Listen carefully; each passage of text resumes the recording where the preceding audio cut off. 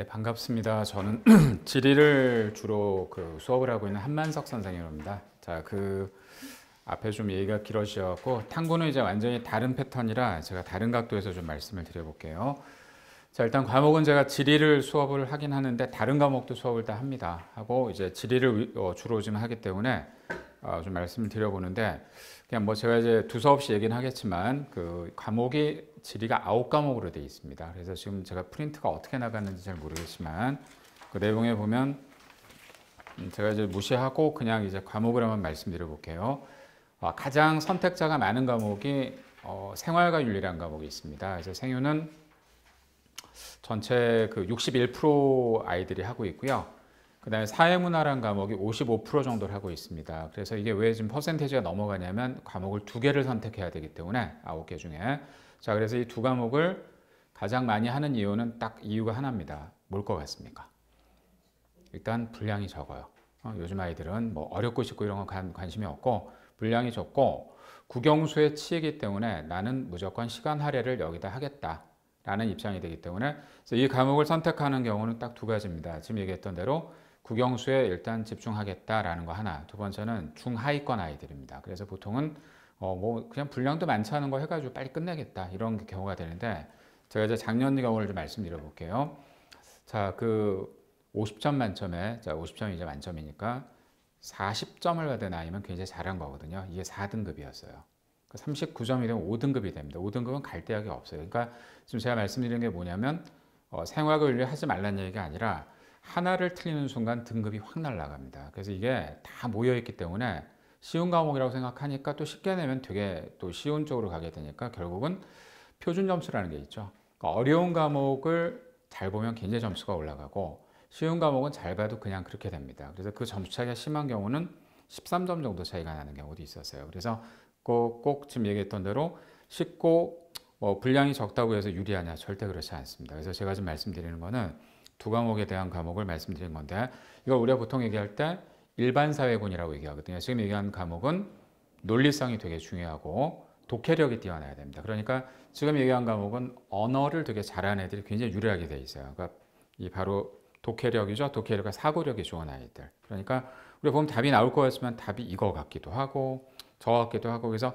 말장난하는 과목 중에 하나 이런 과목이 되기 때문에 이걸 잘하는 애들이 또 있어요. 그래서 이런 과목도 있고 자, 그다음 두 번째 군에 들어가는 과목이 지리군입니다. 이제 제가 이제 지리를 하는데 지리는 한국 지리가 3위고요. 3위가 근데 퍼센테이지가 어떻게 되냐면 대략 아까 61%, 55%면 한 3위 정도 되면 한 3, 40% 돼야 되는데 3위부터는 25%로 확 떨어집니다. 그러니까 한국 지리가 3위인데도 25%밖에 안 되고요. 4위가 세계지리인데 15%입니다. 그럼 도대체 나머지 5개는 뭐냐? 나머지 5개는 거의 10%대 아래로 다 거의 떨어집니다. 그러니까 이게 4과목, 5과목이 편차가 되게 커요. 그래서 자, 지리 과목은 조금 제가 이제 하는 과목이라 좀 말씀드리면 우선은 그림으로 모든 시험 문제가 다 나오고 있고요. 자, 그래서 지도와 도표, 사진, 뭐 그래프 이런 걸로 다 나오게 되니까 일단 공간 지각 능력이 뛰어나다거나 그다음에 경험적이거나 자기가 봤을 때 답이 딱 떨어지는 거 좋아하는 친구들. 지리 같은 경우가 답이 여러 개 나올 수가 없거든요. 아주 요즘 굉장히 단순한 문제를 내는 게 뭐냐면 20문제 중에 7문제가 그 특정 지명을 줘버립니다. 간단하게 얘기해서 비빔밥이 어디냐? 전주잖아요. 근데 다 알아요. 전주는 다 아는데 문제는 전주가 어디 있는지는 잘 몰라요.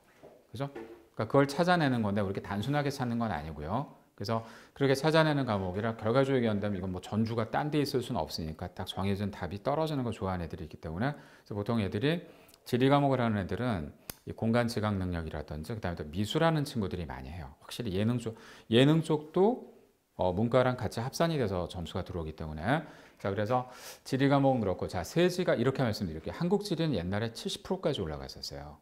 근데 이게 누가 들어오면서 이 지경이 됐냐면 생활과 윤리라는 과목이 확 들어오면서 뚝 떨어지게 됩니다. 왜? 너무 쉬운 과목이 하나 들어오니까 야, 내가 지리를 왜 해야 되지? 라고 생각하니까 지리군은 일단 이렇게 생각하시면 돼요. 분량이 많아요. 조금 많고 많이 많은 건 아닌데 분량은 많은 대신에 답은 떨어지고 그래서 이제 한국 지리 같은 경우는 70%였던 게 25%가 됐고요. 세계 지리는 지금 10% 초반이었다가 15%까지 올라갔거든요. 오히려. 자, 그러니까 저도 이제 세지를 할 때가 좀 편하긴 한데 자, 문제는 뭐가 발생하냐면 세계 지리는 현재 5년 동안 1등급 컷이 계속 50점이 나왔었어요. 그러니까 우리가 보통 이럴 때 덕후라고 얘기하거든요. 덕후들이 되게 많아요. 그러니까 이게 많은 이유는 딱 간단합니다. 제가 지금 딱 던져봐도 어머님 똑같은 생각하실 거예요. 뭐가 딱 시험 문제로 나오냐면 요즘에 음식이 나와요. 똘띠아를 딱 주고 이거 어느 나라에서 먹을 수 있는 거지? 라고. 너무 재밌는 거예요. 요즘 TV 틀면 먹는 프로 없는 거 없잖아요. 두 번째 또 뭐가 들어가면 축제, 여행에 대한 거. 재밌는 거예요. 그러니까 재밌기도 하고 이걸 또 우리가 공부도 하네? 이렇게 되니까 하는 애들이 많아지긴 했는데 문제는 뭐냐면 굉장히 잘하는 애들이 많습니다. 그러니까 어머니 다 아실 거예요. 1등급이 몇 프로 안에 들어가야 되죠? 4%. 자, 2등급은 누적 11%. 그러니까 이 2등급 안에 들어간 게 쉬운 게 아닙니다. 그 다음에 3등급이 23%가 되니까 여기 들어오면 되지 않냐 그러는데 세계지리는 그래서 5년 동안 다 맞아야 1등급이었고요. 하나 틀리면 2등급이었습니다.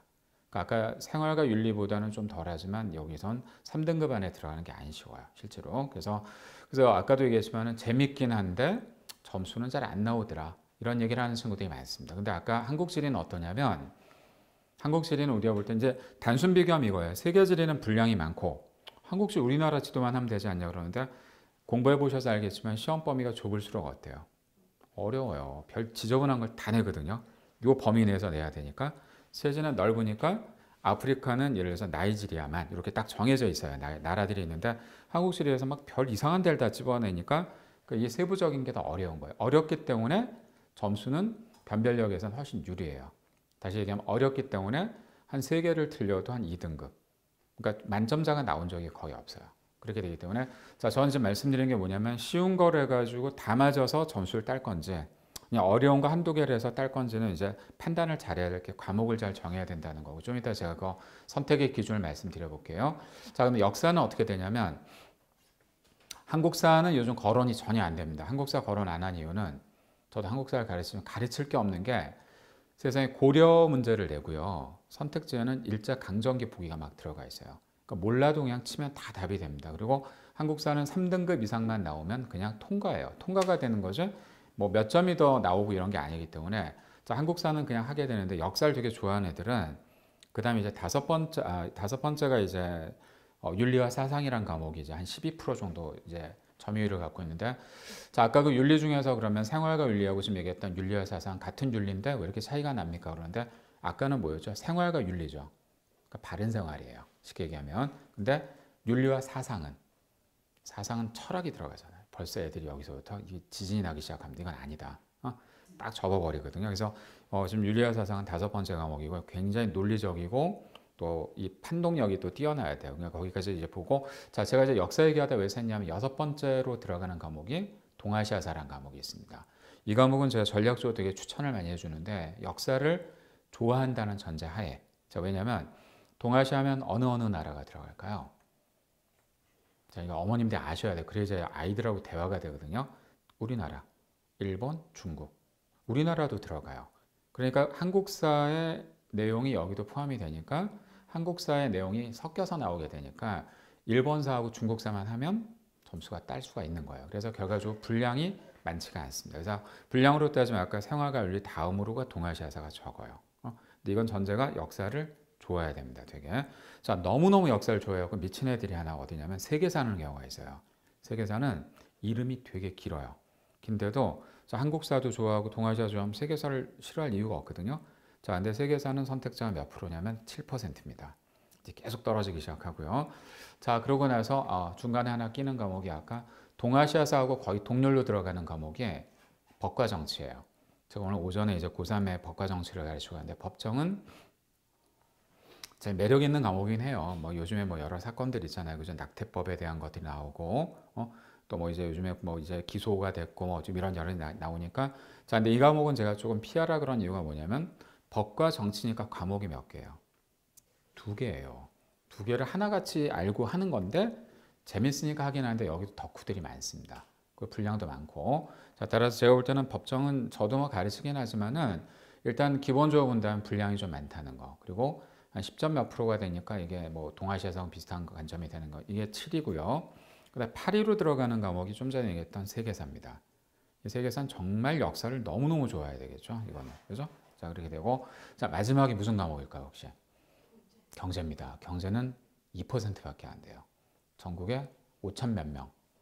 저도 이제 스카이에듀라는 학원을 나가는데 스카이에듀에 가면은 문과 애들 중에서 경제를 선택하는 애들이 한두 명 정도 있어요. 그러니까 수업 설강이 안 됩니다. 그건 알아서 그냥 개인기로 돌파하세요. 이렇게 되는 과목인데 저 경제를 왜 안 할까요, 그러면? 자, 이게 어렵죠. 물론 어려운데 문과잖아요. 또 문과 아이들이 왜 문과로 왔을까요? 뭘 잘 못해서? 수학이거든요. 경제는 대부분의 문제 계산과 도표를 분석하는 능력이 있어야 되기 때문에 자, 근데 경제를 왜 등한시할 수 없냐면은 2학년, 3학년 때 학교에서요. 이 과목을 선택 과목 하는 학교들이 굉장히 많아요.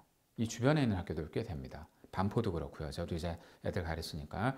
그래서 이거를 이제 선택을 해서 하는 애들은 왜 하냐면 두 가지인데 경제학과를 가거나 경영 쪽을 전공하고 싶은 친구들은 가산점을 받을 수 있고 나중에 면접에서 유리한 경우가 있기 때문에 하는 경우가 있어요. 그리고 또 하나 진짜 경제를 좋아하는 애들이 있습니다. 근데 이런 경우도 이제 2%면 거의 없다고 봐야 되지만 또 그래도 전혀 없는 건 아니기 때문에 자 이렇게 9과목이 있는데 제가 이제 여기서 과목 중에 아까 뭐 지리 쪽 얘기를 하다가 이제 중간에 좀 끊어갔는데 제 지리만 얘기하면 별로 할 얘기는 없어요. 뭐 그걸 어떻게 선택적으로 이렇게 하라고 얘기하는데 제가 이제 두 번째 말씀드리는 거는 저겁니다. 어떻게 선택을 해야 될지. 전 제일 많이 받는 질문이 뭐냐면 어떤 과목을 선택하는 게 제일 유리할까요?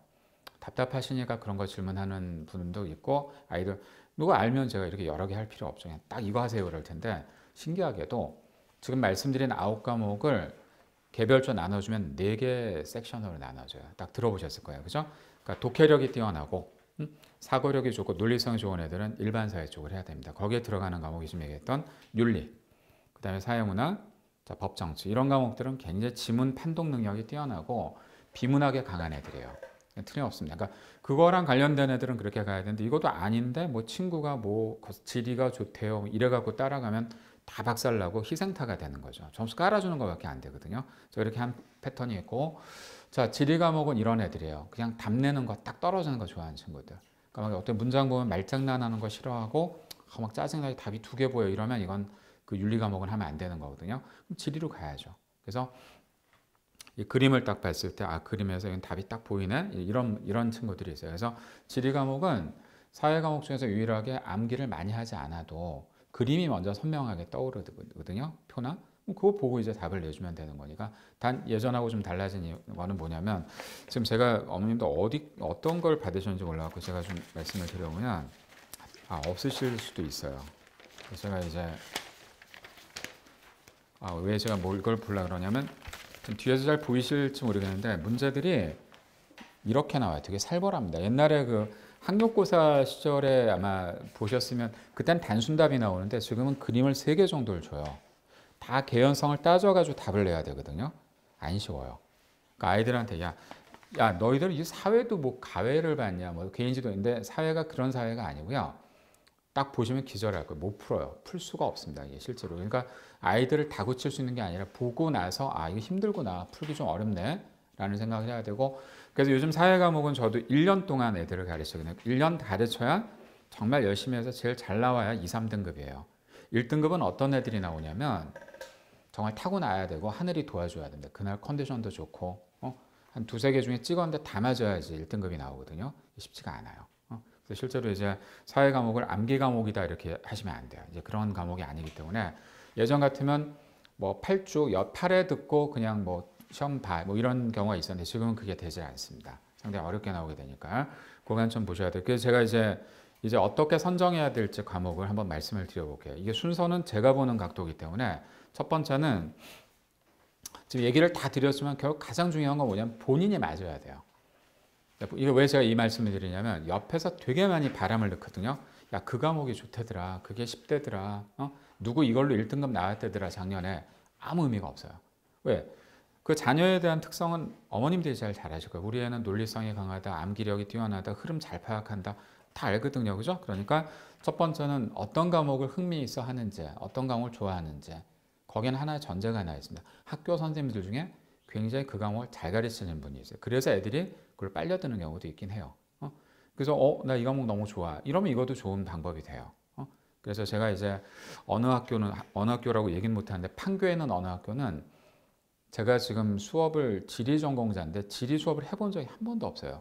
거기 모 고등학교가 지리 선생님이 애들을 그렇게 욕을 하고 짜증을 내면서 수업을 해갖고 선택자가 별로 없대요. 그러니까 애들이 그 과목을 하면 안 되는 걸로 알기 때문에 다른 과목을 좀 계속 수업을 이제 하고 있거든요. 그런 데도 있고 그래서 영향을 많이 받게 되니까 첫 번째가 그렇고 두 번째는 굉장히 중요합니다. 연관성이 있는 과목을 해주는 게 좋아요.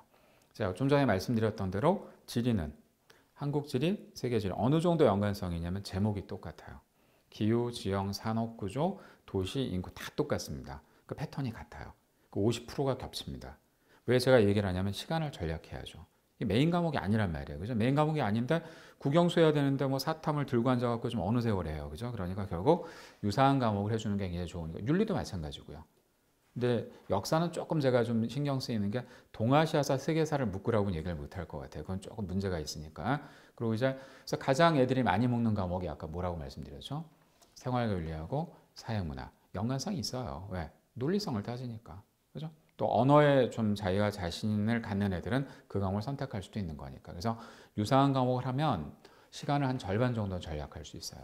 그래서 그것도 유사한 과목 쪽 한번 가보는 것도 좋고. 자, 세 번째는 역시 저도 무시할 수 없다고 보는 게 있는데 아이들의 공부 분량이 상당히 많아졌기 때문에 뭐하고 연결시켜야 되면 학교에서 배우는 사회 과목하고 연결시키는 게 좋습니다. 좋은데 제가 아까 이런 말씀 드렸을 거예요. 보통 고3 올라가면 과목이 3개가 됩니다. 내신으로 보는 게 제가 한번 예를 들어 볼게요. 요즘 있는 학교 중에 한국지리, 세계지리, 그 다음에 경제, 사회문화 이렇게 하는 학교가 있어요. 그러면 자, 이 세 과목은 아무 연관성이 없거든요. 지금 연관성이 없는데 이 세 개를 해야 돼요. 그냥 해야 되는데 근데 더 어이없는 건 이 세 개를 다 싫어하는 애들이 있어요. 난 너무 싫어. 난 역사가 좋은데 그럼 이 세 과목도 내신해야 되고 또 나머지 2개를 5과목을 해야 되는 경우가 발생할 수 있거든요. 그렇다 하더라도 그 3개 중에 하나는 건져야 돼요. 안 그러면 너무 산만하게 찢어지기 때문에 또 감당이 안 돼요. 요즘 또 내신도 옛날에는 학교에서 불러줬어요. 답을 다 불러줘. 이거 그냥 나오니까 해야 되는데 요즘 그렇게 안 되는 이유가 변별력을 줘야 되니까 등급을 나눠줘야 되기 때문에 내신도 요즘에 굉장히 어렵게 냅니다. 그래서 결과적으로 학교에서 가능하면 해주는 과목을 별 문제가 없으면 하는 게 좋을 수 있는데 너무 안 맞으면 하면 안 되죠. 아까 경제 같은 건 했다가 괜히 점수 깔아주고 뭐 어이없는 일이 발생할 수 있으니까. 그래서 지금 얘기했던 대로 세 번째는 학교에서 가능하면 해주는 과목을 같이 하는 게 이중 공부를 안 할 수가 있겠죠. 이게 세 번째고요. 네 번째는 좀 디테일한 부분인데 네 번째는 뭐냐면 표본을 보는 경우가 좀 있어요. 아까 말씀드린 대로 어떤 과목이 제일 선택자가 많았냐면 생활과 윤리죠. 그죠? 그 다음에 사회문화. 이거는 근데 선생님 따라 호불호가 좀 갈리는데 많이 하는 과목을 하면 아무래도 좀 내신 따위에 유리하잖아요. 전 전혀 그렇다고 보지는 않거든요. 근데 너무 없는 과목을 하면 없는 과목 하게 됐을 때는 정말 잘못하면 거의 말이 안 되는 등급이 나올 수도 있어요. 그래서 표본도 제가 볼 때 어느 정도 좀 확보를 해주는 게 좋지 않을까라는 생각해서 제가 이제 뭐 세계사 경제는 잘 안 그랬지만 세계사 경제를 한다는 애들은 정말 몇 번의 약속을 하고 너 이거 진짜 후회 안 할 자신 있어? 몇 번 확답을 받고 제가 이제 하게 하거든요. 안 그러면 그거는 제가 볼 땐 되게 위험한 과목이 될 수 있으니까. 그래서 나머지 과목은 그 중간 정도에 걸리는 과목들은 자기가 뭐 그 정도 표본 갖고 내가 이겨낼 수 있겠다 그러면 해봐도 될 것 같은 생각이 들어요. 그래서 그런 과목들을 가지고 한번 정리해주면 좋을 것 같고요. 그래서 저도 이제 이거 뭐 준비는 많이 해왔는데 제일 중요한 게 이제 과목이 뭐가 있고 또 어떻게 선택하는 게 좋을지 뭐 이제 이런 경우가 이제 아무래도 가장 궁금하신 게 아닌가라는 생각이 드는데 이거 하나는 제가 사례를 좀 드려볼게요. 제가 현재 지금 재수생 종합반을 나가는 데가 스카이에듀를 나가고 있어요. 스카이에듀는 어느 정도 애들 수준이냐면 대략 중앙대나 대충 연대고대 그 중간 떨어진 애들이 들어온 애들이 많아요. 되게 그 중간 뭐 서울대를 쳐서 이런 애들은 별로 없는데 걔네들의 등급이 어떠냐고 좀 물어보거든요. 앞에서 수업 들을 때 열심히 듣는 애들이 있어요. 너무 잘해요. 풀면 다 맞아요. 근데 야, 너 어쩌다가 재수를 하게 됐어? 그랬더니 등급 한번 써봐. 그럼 앞에 써요. 1, 2, 1, 4, 5 이렇게 나오거든요. 아시겠어요? 문제? 국어가 1, 수학이 뭐 영어가 1, 그 사탐이 4, 5가 나온 거예요. 얘 봐선 4, 5 등급이 아닌데 보니까 마지막에 정리를 안 한 거예요. 이 4, 5는요 까딱 잘못하면 나오는 등급이거든요. 진짜로 한두 개 더 어긋나면 바로 그 등급이 나와버려요. 그런 애가 그러면 그냥 지방대나 수도권 대학 갈까요? 억울하잖아요. 국영수만 보면 그 연고대 가야 되는데, 그죠? 그러니까 자기는 사탐만 잘하면 되는 거예요. 그러니까 그거 맞으려고 들어온 애들이고 왜 재수생들이 시험을 잘 볼까요? 당연히 지금 얘기해죠. 재수생들은 수능 공부만 하면 돼요. 딱 그 스킬만 키워주면 되거든요. 그 이제 심리적 안정만 주면 되는 애들이고, 근데 재학생들은 이거 해야지 저거 해야 뭐 하고 뭐 또 공부도 안 해요. 잘 애들이. 공부를 안 해요. 그러니까 저도 보면 야, 좀 수능이 일주일밖에 안 남았는데 관심이 없어요. 이렇게 관심이 없는 경우는 처음 봤거든요. 그러니까 맨날 하는 얘기가 뭐 올해가 유사 이래로 제일 돌이다. 애들 공부 안 한다. 안 하는 거는 모르겠는데 관심들이 없어요. 그리고 수시를 떨어지면 그냥 무조건 재수로 갑니다. 애들이. 그럼 정시는 누가 다 먹으니까. 재수생들이야. 목숨 걸고 합니다. 얘네들은. 그래서 제가 그런 이유 몇 가지를 한번 말씀드릴게요. 우리가 무조건 많이 하는 게 아니고요. 딱 기술적으로 한번 말씀드려 볼게요. 모의고사인데 재학생들은 어떤 모의고사를 보냐면 3, 4월에 교육청을 보고요. 6월, 9월에 중요한 평가원을 보거든요. 많이 봐야 4, 5번이에요. 근데 재수생들은 한 달에 2번을 봐요. 사설을. 그래서 같은 날 종로, 대성, 그다음에 중앙, 뭐 어디 뭐 이제 비상 네 군데를 보면 네 군데 건 전 다 입수를 하거든요. 그 문제들이 수능에 굉장히 많이 나옵니다. 실제로. 이걸 재학생은 못 보게 돼 있어요. 학교에서는. 개인적으로 사야 되는 누가 그 개인적으로 그걸 사겠어요. 정보도 없는데. 그러니까 결국 따로 이렇게 학원 나와서 수업 듣지 않으면 그거는 또 인터넷으로 찍지도 못해요. 저작권에 걸리니까. 그래서 몰래 복사해가지고 애들한테 주면 이런 문제가 있네요. 놀래요. 근데 이제 수능에 그게 나오는 거거든요. 실제로는. 그렇게 되기 때문에 재학생들은 그런 감도 없고 관심이 없어요. 그냥 수시 내가 해서 안 되면 그래서 애들이 거의 걸리는 게 어디에 걸려요? 수시가 돼도 어디에 걸려요? 나중에 최저라는 거 들어보셨을 거예요. 그러니까 수능을 봤는데 최저 등급이 안 돼가지고 떨어진 애들이 굉장히 많습니다. 실제로. 그러니까 우리가 지금 뭐 수시가 70 몇 프로고 정시가 20 몇 프로라고 얘기하죠. 실제 수시에 떨어져가지고 2월 돼서 넘어온 애들이 많기 때문에 정시 수시 비율이 많지 크게 차이가 안 나요. 실제로는. 그렇게 되니까 결국 수능을 잘 봐야 되는데 그냥 잘 보면 되죠. 막연하게 얘기하지만 실제로 보면 재수생들한테 거의 다 밀리는데 특히 탐구에선 굉장히 많이 밀려요. 거의 1, 2등급은 재학생들이 못 가져간다고 봐야 됩니다. 거의 다 맞아야 되기 때문에 저도 애들 지금 세계지리 수업 저번 주에 이제 제가 종강을 했는데 그 반이 30명인데 진짜 모의고사 보면요. 하나 틀린 애들까지가 25명이 나와요. 다 1등급이에요. 한 5명 빼고. 그냥 그렇게 나와요. 근데 그걸 애들이 모르죠. 재학생들은 뭐 저는 4개 틀렸는데 잘했죠 그러는데 왜 이 교육청 모의고사 믿으면 안 되냐면 3월에 교육청 모의고사 보거든요. 3월에 보는 교육청은 재학생끼리만 보는 거예요. 거기서 3등급이 나오면 실제 그건 5등급으로 봐야 됩니다. 그러니까 실제 그 등급은 믿으면 안 되는 거고요. 그 걔네들이 6월달 딱 진짜 다 같이 보는 시험 들어가잖아. 이때 멘붕이 오는 거죠. 왜 이렇게 문제가 어려워? 이렇게 되니까 자, 딱 알아두세요. 교육청 모의고사는 학교 선생님들이 내시고요. 예전에 냈던 유형들 내는 거 평가원 시험이 수능 문제 난이도고요. 이제 그걸 낸 분들이 대학 교수들 이번 출자로 들어간 사람들이 내는 거거든요. 보통 뭐 이제 출자로 들어간 데가 2군데 중에 하나입니다. 저기 속초의 하나콘도 아니면 충주의 대명콘도 딱 700명이 딱 들어가거든요. 거기에 700명이 다 수용될 수 있는 데는 거기밖에 없어요. 딱 얘기 들어오면 뭐 일단 시중에 나와 있는 문제들을 낼 수는 없고요. 다 뒤져가지고 다 오려가지고 이 문제만 빼고 다 낸다고 그러거든요. 그러니까 똑같은 문제 나올 수가 없어요.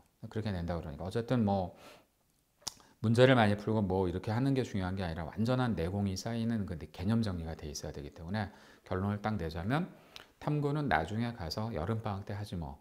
여름방학 때 한번 물어보고 여름방학이 몇 주 나올까요? 3주 반 나와요. 그럼 일주일에 한 번 수업하거든요. 탐구는 4번도 안 돼요. 이거 갖고 무슨 시험을 봐요. 그러니까 굉장히 전략을 잘못 짜는 거예요. 그리고 뭐 9월에 하죠. 9월에 뭐래요? 아무것도 아는 게 없는데.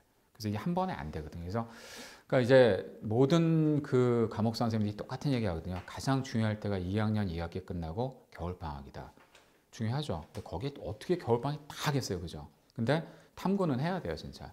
그때 안 하면 시간이 없어요. 진짜로. 그러니까 요거 놓치는 순간 아 탐구는 그냥 못하는구나. 못하고 들어가는 거예요. 그래서 이렇게 되기 때문에 그래서 제가 이제 볼 때는 물론 1, 2학년 때 열심히 해서 사회에 대한 어떤 이렇게 소양 지식도 쌓고 내공을 쌓아서 하면 좋은데 그런 친구들은 제가 그렇게 많이 보진 못했거든요. 결국 공부 양에서 되게 많이 뒤지기 때문에 그러니까 추세가 재학생들은 탐구는 그냥 안 하는 추세예요. 나중에 밀리고 그러니까 우리가 과목을 딱 따져보면 제가 이렇게 한번 놔볼게요. 문과에서 가장 중요한 과목이 뭘까요? 요즘에 국어가 되게 중요해졌어요. 저는 국어 수학이 일단 1, 2 다툰다고 보고요. 영어가 절대평가가 됐으니까 어쨌든 뭐 조금 떨어지고 그 다음 정도가 탐구가 아니에요. 논술이 되는 경우가 또 있어요. 논술로 가는 애들이 또 있으니까. 그러니까 논술하고 사탐이 이렇게 같이 걸리면 논술 수업 들어가는 애들이 많아요. 가라 그러면. 그러고 나서 이제 탐구도 9과목 중에 2개를 또 선택해야 되고. 근데 옛날에 공부하실 때 어땠어요? 문이과가 막 문과는 문과 과목만 하고 그러지 않았잖아요. 다 했어요. 과학하고 사회하고 국사 다 했거든요. 그래도 죽었다는 애들 없잖아요. 요즘은 그거 9개 중에 2개 하는 것도 힘들어요. 막 죽을라 그래 애들. 진짜 어떻게 해야 될지 모르는데 그러니까 국영수에 쓰이는 그 너무 시간이 많다라는 게 좀 문제가 되는데 근데 어쨌든 2개 하는 건데 그걸 되게 빡세게 해야지 점수가 나옵니다. 그래서 이거는 사탐은 잘못하면 정말 아까 말씀드렸던 대로 1, 2, 1, 4, 5 이게 굉장히 많은 등급이거든요. 이렇게 해서 재수로 가는 경우가 되게 많고요. 설사 대학을 갔다 하더라도 못 다녀요 애들이. 야, 내가 지금 이거 하려고 내 이 짓 했나 해서 다시 나오는 애들이 너무 많습니다. 실제로. 그래서 고등학교마다 한 700명으로 볼게요. 700명이 이제 있으면 그 해 이제 한 250명, 300명이 졸업을 하면 걔네들이 다음 해 다 대학을 거의 많이 가야 되는데 막 60%, 70% 대학 진학시켰대요. 근데 실제로 다음 해 보면 원서스러운 애들이 반 이상이 온대요. 대부분 중간에 그만두는 거예요. 다시 공부하는 겁니다. 그러니까 그건 의미가 별로 없다고 보고 그래서 가고 싶은 대학을 가려면 일단 마지막에 탐구까지 깨끗하게 끝내주는 게 후회 없이 갈 수가 있는 그런 방법일 것 같고요. 자, 이 정도 제가 하면 일단 이런 과목이 있고 이 정도 선정 과정을 이렇게 가져가면 되겠구나라고 생각하시면 되겠고요. 그래서 저는 이제 시간표는 드렸어요. 드려서 요즘 뭐 옛날같이 저 옛날에 막 노량진에서 한 350명 되고 이렇게 했는데 요즘은 이제 그런 수업은 없어요. 꼭 많이 해야 10명이에요. 10명이 넘어가면요. 선생님도 힘들어요. 왜냐면 각 숙제 과제 좀 다 체크해 주기도 하고 그래서 요즘은 아이들 다 눈빛 봐가면서 그 다음에 과제 따로 내주고 학교 성향에 따라 다 분석해서 수업을 하기 때문에 그렇게 가야 되고 일단 조금 빨리 제가 말씀을 드렸는데 좀 질문 있으면 그냥 개인적으로 질문을 한번 받아보겠습니다. 원래 탐구는 질문을 좀 많이 받는 편인데 아무거나 그냥 제가 질문하시면 제가 한번 받아보겠습니다. 질문 있으면 한번 물어보십시오. 이게 대부분 그렇습니다. 잘 몰라요. 어머님들 모르시기 때문에 내가 질문하면 창피한 거 아니에요. 이런 걸 왜 해야 되지? 근데 대부분 다 똑같으세요.